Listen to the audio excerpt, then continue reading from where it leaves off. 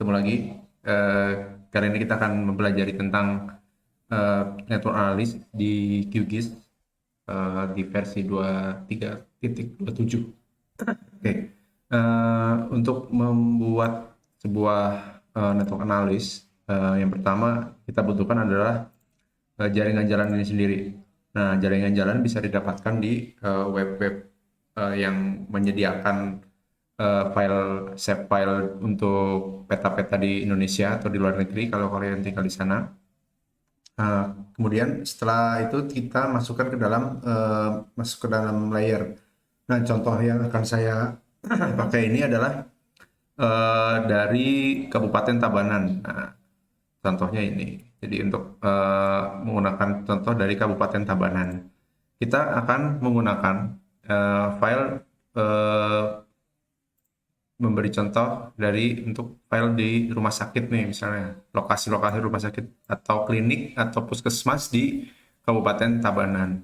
Nah, di sini untuk network analisnya ini yang pertama akan saya beritahu tentang yang paling sederhana dulu. Yang pertama adalah kita akan klik di sini. Jika processing toolbox-nya belum muncul, maka klik yang processing lalu toolbox. Nah, ini untuk memunculkan processing toolbox di QGIS. Nah, kemudian kita setelah processing toolbox-nya muncul, kita klik di network analysis. Nah, di sini ada 5 menu atau 5 aplikasi atau 5 layanan, 5 service yang dapat di analisis oleh QGIS ini sendiri. Yang pertama adalah shortest path atau point to point. Nah, coba lihat. Nah, kita buka shortest path-nya point to point yang artinya adalah dia akan menghitung rute mana yang tercepat atau terpendek dari poin A ke poin B. Misalnya saya akan menghitung poin yang ini ya. Coba kelas jalannya kita akan lihat. Kemudian pilih shortest, yang paling pendek. Kemudian ya, pilih starting point-nya. Misalnya di sini saya akan pilih misalnya tidak perlu terlalu detail, bisa kita ini. Kemudian lalu selanjutnya salah. Nah, misalnya ke sini misalnya. Nah, kemudian kita klik run. Oke. Nah, jika terjadi seperti ini, artinya terdapat error dalam proyeksi dan sebagainya. Tapi bisa kita eliminasi hal tersebut dengan cara yaitu nih kita akan klik change parameter. Kita akan pilih menu ini nih, advanced option.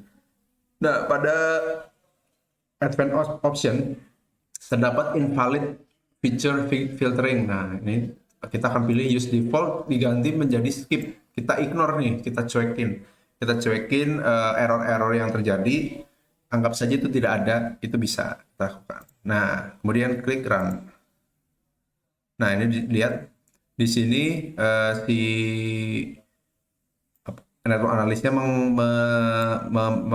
menunjukkan ada terdapat invalid geometri. Ini biasanya kesalahan di proyeksi ya. Kesalahan di proyeksinya tidak cocok dengan proyeksi yang ada di peta secara keseluruhan. Nah, kemudian kita klik close. Nah, ini kayaknya belum jelas ya. Kita akan perjelas lagi. Nah, kita akan pilih warnanya menjadi warna hijau. Kita pilih.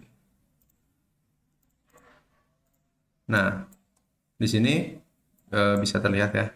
Ini jalur yang dipilih oleh network analysis ini sendiri oleh QGIS-nya dengan memilih jalur yang terpendek, rute yang terpendek menurut dia. Nah, oke. Kita akan menuju yang ke berikutnya. Kita akan matikan dulu layar yang point to point. Kita akan menuju ke point to layer. Nah, point to layer. Nah, ini dijelaskan di sini akan menghitung secara optimal baik jalur terpendek maupun jalur tercepat di antara starting point pertama. Starting pointnya kemana, lalu dia akan menuju ke banyak lokasi seperti itu. Kita akan ini ya, kita akan pakai jalan. Kemudian kita jangan lupa kita akan ignore supaya tidak error kayak seperti tadi. Kemudian pilih shortest. Starting point-nya misalnya saya pilih yang lokasi ini nih misalnya. Di situ tuh rumah sakit umum daerah ya, RSUD. Nah, kemudian vector layer with endpoint. Nah, vector layer with endpoint itu harus save filenya berupa polyline, berupa poin. Kalau line dia tidak akan mendeteksi. Nah, ini rumah sakit kebetulan sama. Nah, kita klik rumah sakit. Nah, kemudian kita jaga-jaga ya. Kita akan matikan skip ignore juga. Barangkali terjadi kesalahan lagi. Kita klik run. Nah, di sini yang error hanya file jalannya saja, jaringan jalannya saja. Berarti yang file rumah sakitnya itu aman-aman aja. Oke, kita close. Kemudian starter page kita akan berikan warna yang supaya mencolok nih, biru. Oke. Nah, dari titik A ini ya kita perhatikan ya. Ini akan misalnya terdapat rumah sakit yang di sini itu ingin merujuk pasien ke rumah sakit pusat. Nah, jalur yang diambil adalah jalur yang berwarna biru ini. Nah, demikian juga sebaliknya di sini juga ya sepertinya. Jika pasien ingin dirujuk dari sini ke rumah sakit yang sebelah sini itu memakai jalur yang seperti ini yang warna biru ini. Nah, ini eh, menghitung secara keseluruhan ya. Ini jadi secara keseluruhan kalau wilayahnya luas ini satu kabupaten. Mungkin kalau misalnya kalau kalian memakai wilayah satu kecamatan lebih akan terlihat lebih jelas dan terbayang lah, maksudnya nggak ini terlalu luas jadi wilayahnya sangat luas, satu kabupaten bisa dibayangkan kan. Nah, oke. Udah cukup jelas sampai sini.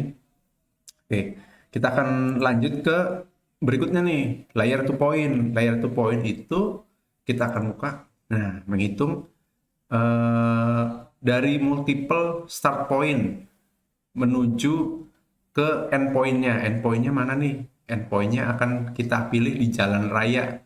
Oke. Nah, kita akan ignore lagi. Jangan lupa.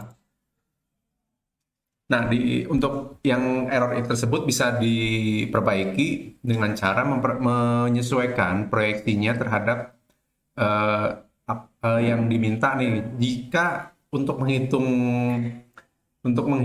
network analis itu menggunakan UTM biasanya yang bisa dihitung panjang atau luasnya. Nah, itu dia.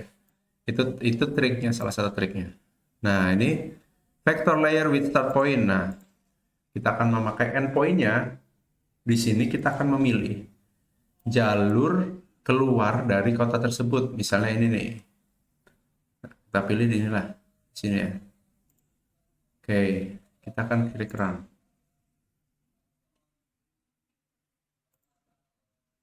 Nah, ya terlihat bedanya. Tadi pusatnya menuju ke sini ya. Kita akan tebelin lagi. Pusatnya dari sini menuju ke berbagai tempat. Nah, ini jika ada orang yang ingin datang dari kota lain atau kabupaten lain menuju Kabupaten Tabanan, akan melewati jalur ini dulu. Nah, kita akan pilih jalur masuk yang paling memungkinkan atau jalur masuk yang jalannya paling lebar. Jalan utama, biasanya jalan nasional kita pilih. Nah, untuk sebagai itu lalu lalang orang masuk lebih mudah, ya kan? Ambulan pasti lewatin jalan utama, betul. Nah, ini akan memilih jalur ini.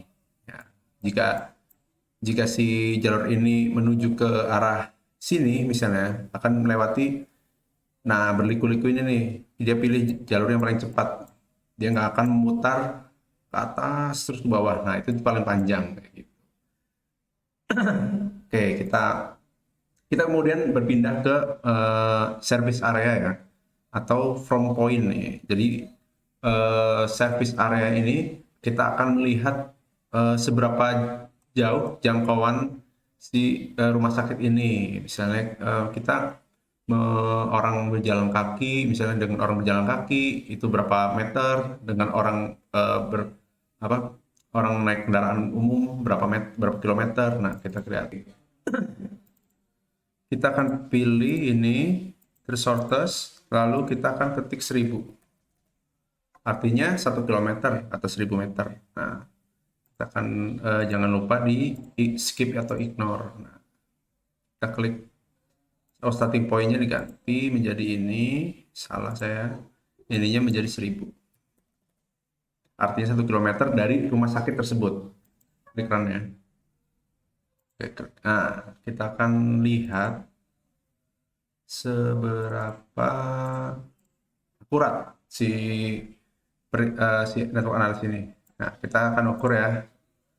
Coba kita ukur.